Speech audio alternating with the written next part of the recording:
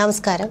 ശബരിമല സ്വർണ്ണക്കൊള്ളയിൽ മുൻ Devaswom commissioner N വാസുവിനെ കസ്റ്റഡിയിലെടുത്ത് ചോദ്യം ചെയ്തേക്കും.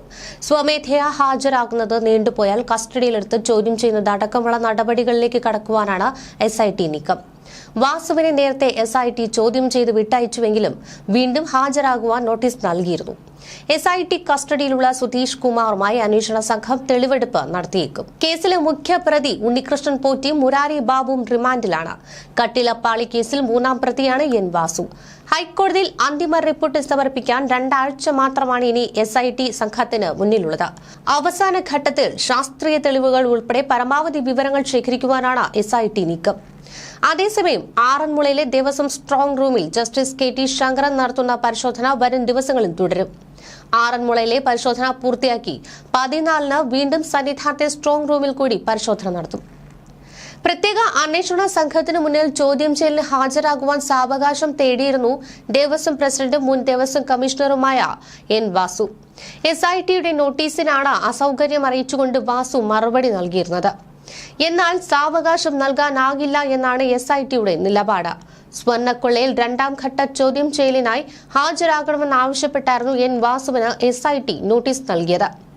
ശബരിമല ശ്രീകോവിലിലെ കട്ടിലപ്പാളിയിലെ സ്വർണം ചെമ്പെന്ന് രേഖപ്പെടുത്തിയത് വാസുവിന്റെ നിർദ്ദേശപ്രകാരമെന്നാണ് SITക്ക് ലഭിച്ചിരിക്കുന്ന വിവരം.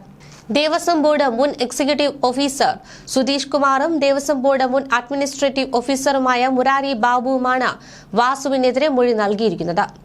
സ്വർണ്ണക്കൊള്ളയുമായി ബന്ധപ്പെട്ട വിവരങ്ങൾ എൻ വാസുവിന് അറിയാമായിരുന്നു എന്നായിരുന്നു സുധീഷ് കുമാർ SITക്ക് നൽകിയ മൊഴി. ഇതിന്റെ അടിസ്ഥാനത്തിൽ സുധീഷ് കുമാറിന്റെ വീട്ടിൽ SIT പരിശോധന നടത്തിയിരുന്നു.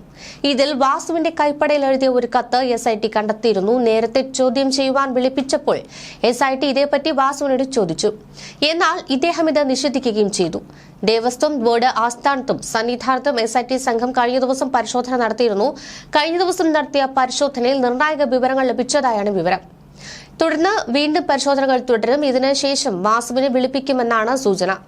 അതിനിടെ മുൻ ദേവസ്വം പ്രസിഡന്റ് A. പത്മകുമാറിനെ വിളിച്ചു വരുത്തുവാനും SIT നീക്കം നടത്തുന്നതായാണ് വിവരം. കട്ടിലപ്പാളിയിലെ സ്വർണ്ണ മോഷണവുമായി ബന്ധപ്പെട്ട കേസിൽ 2018-ലെ ദേവസ്വം ബോർഡിന്റെ 8ാം പ്രതിയായി ചേർത്തിരുന്നു. ആ കാലഘട്ടത്തിൽ ദേവസ്വം ബോർഡ് പ്രസിഡന്റ് പത്മകുമാർ ആയിരുന്നു. നോട്ടീസ് നൽകി പത്മകുമാറിനെ വിളിച്ചു വരുത്തുവാനാണ് SIT തീരുമാനം. ശബരിമല ശ്രീകോവിലിലെ പഴയ വാതിൽപ്പടിയിലെ സ്വർണവും മോഷ്ടിക്കപ്പെട്ടുവെന്നുള്ള സൂചനയും പുറത്തുവരുന്നുണ്ട്. ഇതിന് പിന്നിലും ഉണ്ണികൃഷ്ണൻ പോറ്റി എന്നാണ് വിവരം. തകരാറെന്ന് പറഞ്ഞായിരുന്നു പഴയ വാതിൽ മാറ്റിയത്. എന്നാൽ പൊതിഞ്ഞ സ്വർണത്തിന് കുഴപ്പമുണ്ടായിരുന്നില്ല.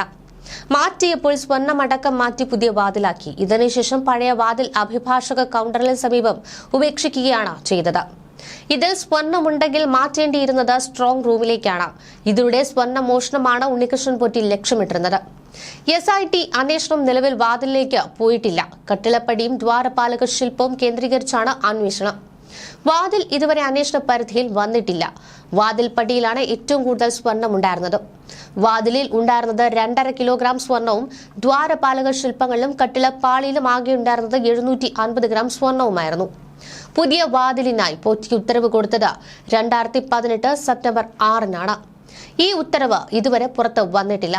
കസ്റ്റഡിയിലുള്ള ഉണ്ണികൃഷ്ണൻ പോറ്റിയുടെ വിദേശ യാത്രകളെക്കുറിച്ചുള്ള അന്വേഷണവും സമാന്തരമായി നടക്കുന്നുണ്ട്. ഇത് സംബന്ധിച്ച നിർണായക രേഖകളും SITക്ക് ലഭിച്ചിരുന്നു.